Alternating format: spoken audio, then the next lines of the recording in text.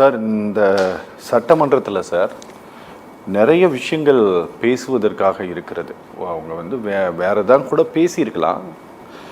ஆனால் திருமதி வானதி சீனிவாசன் இந்த விஷயத்தை குறிப்பாக பேசியதற்கு ஏதாவது நிஜமாலுமே ஏதாவது காரணங்கள் இருப்பதற்கான வாய்ப்பு இருக்கா? ஆக்கப்பூர்வமான காரணங்கள் இருப்பதற்கு கட்சியுடைய பாரம்பரிய காரணங்களே காரணமாக அமைந்திருக்கிறது.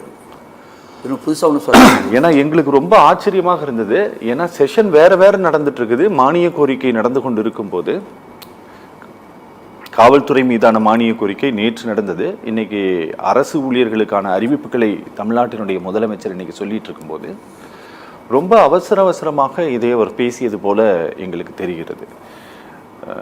அதை எப்படி அண்டர்ஸ்டாண்ட் பண்ணிக்கிறதுன்னு தெரியல. அதனால தான் இன்னைக்கு தலைப்பாக அவங்களுடைய திட்டங்கள் என்னன்னு பார்த்தீங்கன்னா, மகாத்மா காந்தி அவர்கள் கொல்லப்பட்டார், கோர்ஸே கொண்டார். கையில் என்ன பேர் பச்சை குத்தியிருந்தார்? இஸ்மாயில் என்று குத்தியிருந்தார். அவர் அரெஸ்ட் பண்ணும்போது அவர் கையில் இஸ்மாயில் என்று குத்தியிருந்தார். உலகம் இந்தியா ஃபுல்லாக இல்லை, உலகம் ஃபுல்லாக அந்த செய்தியை பரப்பினார்கள். முஸ்லீம்கள் மகாத்மா காந்தியை கொன்று விட்டார்கள் என்று சொன்னார். நேரு விழித்தெழுந்து தன்னுடைய பேட்டியின் மூலமாக அவர் முஸ்லீம் அல்ல, அவர் கோட்சே தான் என்று வெளிப்படுத்தினார். அதுதான் இன்று காஷ்மீரிலும் நடந்து கொண்டிருக்கிறது. தொடர்ச்சியாக ஏதாவது ஒரு சம்பவம் நடந்தால் உடனடியாக அவர்கள் சொல்ல வேண்டிய பெயர் முஸ்லீம் பெயர் அல்லது பாகிஸ்தான் சொல்ல வேண்டியது. உலகமே எல்லாரும் கண்டிக்கிறாங்க. யாருக்கும் தூக்கம் வரல. 26 பேர் கொலை செய்யப்பட்டு விட்டார்கள் என்ற தூக்கம் வராத நிலையில் பிரதமர் அவர்கள் முன்னெச்சரிக்கையாக சவுதி நிகழ்ச்சியை ரத்து செய்து விட்டு திரும்புகிறார். நம்ம எல்லாம் என்ன பார்த்தோம்? ராணுவத்தை மீட் பண்ணுவார், பாதுகாப்பு ஆலோசகரை மீட் பண்ணுவார், காஷ்மீருக்கு செல்லுவார், ஏதாவது நடவடிக்கை எடுக்கும் என்று பார்த்தோம். நேராக வந்தார், பீகார் சென்றார், பிரச்சாரத்தை தொடங்கினார். ஐயா, உங்களை நம்பி நாங்கள் தூங்கிட்டு இருக்கிறோம், காலை விழித்தெழுவோமா என்று இப்ப அச்சம் வந்து விட்டது. என்ன பாதுகாப்பு? இந்த சம்பவம் நடந்த இடமும் பாகிஸ்தான் பார்டரும் கிட்டத்தட்ட 200 கிலோமீட்டர் இருக்கு. மழை பாங்கான இடம், வேகமா 3 மணி நேரத்தில் போயிட முடியாது, 4-5 மணி நேரம் ஆகும். சம்பவம் நடந்த இடத்திலிருந்து 55 நிமிஷம் கழிச்சு அங்க ராணுவமும் போலீஸும் வந்து இருக்கிறது. அப்படியே அலர்ட் பண்ணி வயர்லெஸ்ல செய்தி கொடுத்து பிடிச்சா கூட அந்த பார்டர்ல க்ளோஸ் பண்ணா பிடிக்க முடியும். இன்னும் அந்த குற்றவாளிகள் எங்கே இருந்து கொண்டிருக்கிறார்? உளவுத்துறையில இவ்வளவு பெரிய ஓட்டை ஏன்? 400 புல்வாமாவில 440க்கும் மேற்பட்ட ராணுவ வீரர்கள் சுட்டுக் கொல்லப்பட்டார்கள், பாம்பு பிளாஸ்ட்ல கொல்லப்பட்டார்கள்.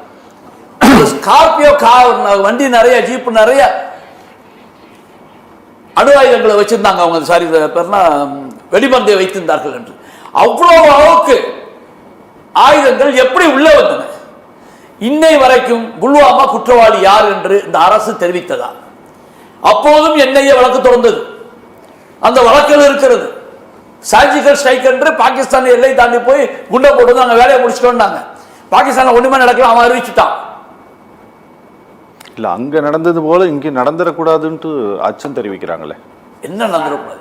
அங்க குண்டு போட்டாங்கல்ல, யார் மேல குண்டு போட்டாங்க? சார், பெஹல்காம்ல நடந்தது போல இங்க நடந்துடக்கூடாதுன்னு அச்சம் தெரிவிக்கிறாங்க. எங்க நடந்துடக்கூடாது? இங்க தமிழ்நாடு. இங்க யாரும் உள்ள நுழைய முடியாது. தமிழ்நாடு ஓர்மை உள்ள நுழைய முடியாது. அங்க உள்ள காரணமோ, அங்க உள்ள சூட்சமோ, அங்க உள்ள நிலை வேறு, இங்க உள்ள நிலை வேறு. நீ எத்தனை தடவை வந்தாலும் பெரியார் தடி உன்னை தடுக்கி விடும், கீழே மண்ணை நக்கி விட்டு தான் நீ செல்ல முடியும். இங்க மாற்று கருத்து இல்லை. என்னை நான் காப்பாற்ற வேண்டிய அவசியம் இல்லை. இந்து சகோதரர்கள் என்னை காப்பாற்றுவார். இது தமிழ்நாடு, இன்றல்ல நேற்றல்ல. அம்பேத்கரை சொல்லிவிட்டு போய்விட்டார். தமிழ்நாடு வேறு, வடநாடு வேறு என்று தெளிவாக முத்திரை குத்தி விட்டு போய்விட்டார். தொடர்ந்து அவர்களுக்கு மீசையில மண் வெட்டி கொண்டிருக்கின்ற காரணத்தினால்தான் அந்த நிலை. இதான் சொல்றேங்க. திரும்ப நான் சொல்றேன், ஒரு கோட்சே கையில் இஸ்மாயில் என்று பெயர் இருந்ததா இல்லையா?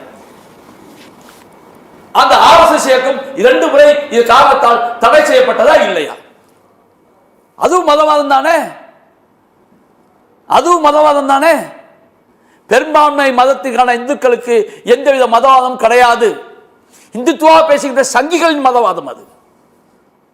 இங்கேயும் இந்த காவிரி நிறைய சாமியார்கள் இங்கேயும் இருக்க, வடபுலத்திலும் இருக்கிறார்கள். இதை கண்டித்துக் கொண்டிருக்கிறார்கள். இந்த சம்பவம் முஸ்லிம்கள் செய்தால் இவ்வளவு பேர் காப்பாற்றிருக்க மாட்டாங்கன்னு சொல்லி வாதிடுறவர்கள் இந்துக்கள். அவர்களுக்கு நியாய தர்மம் தெரியும். அவர்களை கூட்ட இந்துக்களே ஒத்துக்கொள்ளவில்லை என்ற காரணத்தினால்தான் அவர்களுக்கு இவ்வளவு பெரிய கோபம். இவர்கள் சிந்திக்க கூடாது, இவர்கள் செயல்படக்கூடாது என்பதனால தான் விதவிதமா பிரச்சனையை கொண்டு வந்து விட்டுட்டு இருக்கிறாங்க. சார், வரலாற்று ரீதியாக நீங்க இங்க ஒரு நினைவு சின்னம் அமைக்கணும் அப்படின்ட்டு கேட்டது, அப்படின்ட்டு சொன்னது அப்படிங்கிறது அது அக்கறையின் பேரிலா அல்லது அது விஷமத்தனமான கோரிக்கை? அது அநியாயத்தின் பேரில். ஓகே, அது ஒரு சம்பவத்தை வச்சு திரும்ப திரும்ப அதை அரசியல் பண்ணிட்டு இருக்கலாம் பாருங்க. அத மாதிரி சம்பவத்தை காவல்துறை கண்டித்து உடனடியாக என்ஐடி வழக்கு கொடுத்து யாருமே அதற்கு வாக்காள முடியாத அளவிற்கு வழக்குகள் கண்டுபிடிக்கப்பட்டு விட்டது. கோவையில் துரிசமான சம்பவம் நடந்தது. அந்த ஒரு நாளோடு அதுக்கு அடுத்து இந்து முஸ்லீம் தகராறு ஏற்பட்டதா, அங்கே ஒரு கலவரம் ஏற்பட்டதா, யாராவது இந்த பக்கமும் அந்த பக்கமும் தமிழ் மக்கள் இந்துவாகவோ முஸ்லீமாகவோ அங்கே சண்டை போட்டுக்கிட்டாங்களா? அதுவும் தூண்டப்பட்ட நிகழ்வு தான். வடநாட்டிலிருந்து பிளைட்லிருந்து தூண்டப்பட்ட நிகழ்வு. ஏன் தமிழ்நாட்டில் உள்ள 2 பேரும் மோதிக்கல? அது ஒரு துரசமான சம்பவம். தமிழ்நாட்டில் எது நடந்தாலும் சாதியின் பெயரால் நடக்கப்படுகிறது, திணிக்கப்படுகிறது, மதத்தின் தெரியும். ஆனால் அது உடனடியாக முற்று வைக்கப்படும் அரசால், மக்களால். மக்கள் தொடர்ந்து ஆதரவு கொடுக்க மாட்டார்கள். இங்கே இவர்கள் கடை விரிக்க முடியாது. அதுதான் இங்க பிரச்சனையே தான். ஓகே சார், அதுல ஒரு சம்பவத்தை சொல்ல இருக்கிறேன். அவர் ஐயா எல்லாத்தையும் அழகா சொல்லிட்டே வந்தாரு. காவலர் செல்வராஜ் கொலைப்பட்ட தனிப்பட்ட மோட்டிவில் கொலைப்பட்ட சம்பவத்திற்கு 17 அப்பாவி முஸ்லீம் பெண்களும் ஆண்களும் சுட்டுக் கொல்லப்பட்டார்கள், அடித்துக் கொல்லப்பட்டார்கள். அதை கணக்காக மறைச்சிட்டார். அதை சொல்லியிருக்கணும். இதுக்கு கோவை குண்டுவெடிப்பு வழக்கில் கூட நீதிபதியே இருக்கிறார். 17 முஸ்லீம்கள் கொல்லப்பட்டதற்கு எந்தவித நடவடிக்கையும் எடுக்காத காரணத்தினால் இந்த சம்பவம் நடைபெற்றிருக்கிறது என்று அந்த நீதிபதி அந்த வழக்கின் தீர்ப்பிலேயே குறிப்பிடுகிறார். ஒரு சம்பவத்தினுடைய இன்னொரு சம்பவமாக எடுக்கக்கூடிய நிகழ்வுகளை மத சாயம் பூசிவிடக்கூடாது. அதுக்குத்தானே இங்கே துடிச்சுக்கிட்டு இருக்கு. அதுதான் வேணாங்கிறோம். கொலை என்று முஸ்லீம் செய்தால், முஸ்லீமை செய்தாலும் இந்துவை செய்தாலும் கொலைதான். அதுக்கு மாற்றே கிடையாது. கொலை செய்வதற்கு தூக்கிட வேண்டும், சுட்டுக் கொல்லப்பட வேண்டும். அதில் யாரும் சப்போர்ட் பண்ணல. இங்கே பிரச்சனை ஒரு குரூப்புக்கு இன்னொரு குரூப்புக்கு நடக்குது. இதில் எந்த இந்துவும் கலந்து கொள்ளவில்லை, எந்த முஸ்லீமும் கலந்து கொள்ளவில்லை தான் என்னுடைய வாதமே ஒழிய இது மதவாதம் என்று சொல்லக்கூடாது தான் என்னுடைய வாதம். அதை புரிந்து கொள்ள வேண்டும். ஏதோ 17 முஸ்லீமை நான் முதல்ல சொல்ல, அவர் விட்டு சொன்னதால் சுட்டிக்காட்டக்கூடிய துர்பாக்கியமான சூழ்நிலை எனக்கு. சார், இது காலாகாலமாக இது பேசிட்டே இருக்கிறாங்க. கொஞ்சம் ஹிந்துக்கள் தாக்கப்படுகிறார்கள் அப்படின்ட்டு, ஹிந்துக்களுக்கு எதிராக இஸ்லாமியர்கள் பயங்கரவாதிகள் கொள்றாங்கன்ட்டோம். இஸ்லாமியர்கள் பயங்கரவாதிகள் இல்லை, ஹிந்து பயங்கரவாதிகள் தான் இஸ்லாமியர்களை கொள்றாங்க அப்படின்ட்டு நீங்க பட்டியலிடுவதும் தொடர்ந்து நடந்துட்டு இருக்கு. ஆனா எங்களுக்கு என்னன்னா, தமிழ்நாடு மாதிரி இருக்கக்கூடிய ஒரு ரொம்ப பீஸ்ஃபுல்லான ஒரு ஸ்டேட்ல இங்க இந்த பயங்கரவாதம் இருக்கு, அந்த பயங்கரவாதம் இருக்குன்ட்டு திட்டமிட்டு ஒரு பிம்பம் கட்டமைக்கப்படுதோ அப்படிங்கிற பதட்டத்துல தான் நாங்க இன்னைக்கு இதை தமிழ்நாட்டை பொறுத்தவரை எந்த ஹிந்துவும் எந்த முஸ்லிமையும் கொல்ல மாட்டார், புறக்கணிக்க மாட்டார் என்பது தெளிவு. அதே நிகழ்வுதான் முஸ்லிம்களும் எந்த ஹிந்துவையோ கிறிஸ்துவனையோ புறக்கணிக்கவோ முடியாது. இது தமிழ்நாட்டிலே வாழ்வியல் முறை. அதை வடகுலத்தூள் என்ன சொன்னாங்க, நாங்க குஜராத்தை போல் தமிழ்நாட்டை மாற்றுவோம், குஜராத்தை போல் இந்தியாவை மாற்றுவோம். ஏன் மோடி தமிழ்நாட்டை போல் கேரளாவை போல் இந்தியாவை மாற்றுவோம் பாஜக எவராவது சொன்னாங்களா? சார், கோச் ரயில் எரிப்பு சம்பவத்தில் 3000 கோயை கொண்டது போல இந்தியா புள்ள ஒவ்வொரு மனித கொள்வதான் சொன்னாங்களா ஒழிய அமைதி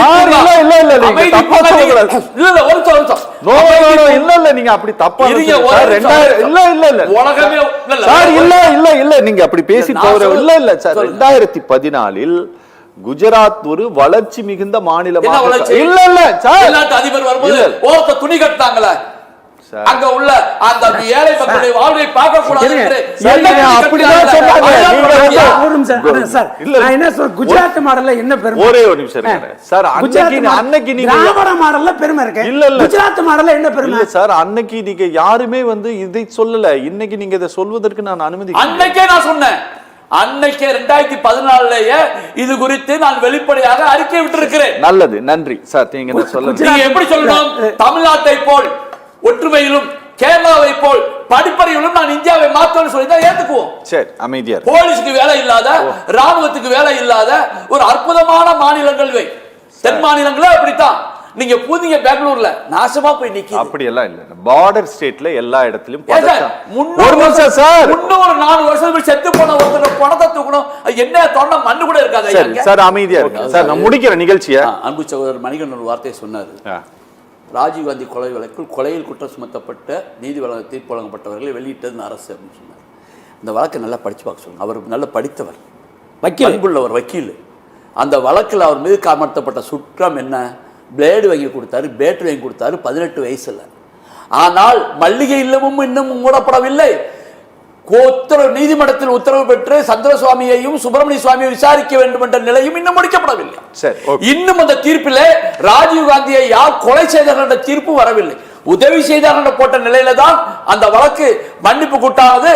அதை விசாரித்த நீதிபதிகள் நான் முழுமையாக விசாரிக்க விடாமல் விட்டுவிட்டேன் என்று அவர் வெளியே வந்து ஸ்டேட்மெண்ட் கொடுத்திருக்கிறார். இதை காரணம் வைத்து இத்தனை வருஷம் உள்ள போட்டு கொடுமைப்பட்டிருக்கீங்க. சாவடிக்கு அங்கேயும் சாவடிச்சிருக்கணும். திராவிட முன்னேற்ற கழக அரசு, திராவிட மாடல் அரசு பொது மன்னிப்பில் பரிந்துரை செய்து அதுக்கப்புறம் கோர்ட் உத்தரவு வெளிவந்திருக்காங்க ஒழிஞ்சு யாருடைய உத்தரவும் அல்ல என்பதை தெரிந்து கொள்ள வேண்டும். மனிதாப முறைப்படி வெளிவரக்கூடிய முன்விடுதலையில் அன்பு சகோதரர்கள் வெளியே வந்திருக்கிறார்.